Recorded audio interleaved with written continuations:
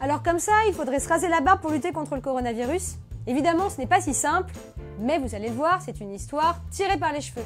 Ou par les poils de barbe.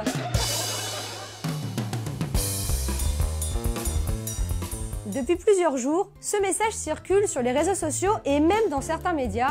Les autorités américaines recommanderaient de se raser la barbe pour lutter contre le coronavirus. Plus précisément, la barbe empêcherait de porter efficacement un masque de protection contre le virus.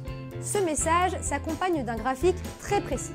On y voit 36 styles de barbe ou de moustache adaptés ou non au port d'un masque. Parce qu'ici, le problème, ce sont les poils du visage. Ils empêcheraient l'étanchéité du masque. Du coup, les visages avec barbe sont pointés en rouge. Il n'en fallait pas plus pour que les réseaux sociaux s'emballent et que ce graphique soit partagé des milliers de fois. Alors, pourquoi un tel phénomène? Eh bien ici, on va avoir tendance à préférer les choses faciles à comprendre en filtrant les informations. C'est un mécanisme psychologique qui s'appelle le traitement efficace. Notre cerveau va s'arrêter sur ce qui lui semble le plus évident, comme c'est le cas ici avec ces masques anti-coronavirus gênés par la barbe. Les petites croix rouges, c'est aussi un message simple et direct. Elles accréditent l'idée qu'il y a ici un comportement à risque, donc il faut absolument l'éviter. Et cela marche d'autant plus que ce n'est pas la première fois que la barbe portée par certains hommes est accusée de propager des microbes. Flashback. En 2015, la presse britannique s'enflamme.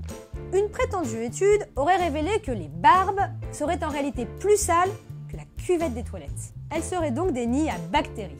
Sauf qu'en réalité, ces résultats ne provenaient pas d'une véritable étude, mais de tests réalisés par une chaîne de télévision américaine. Finalement, les bactéries retrouvées sur les échantillons sont présentes partout dans notre organisme et même sur notre peau. Il n'y a donc rien d'alarmant.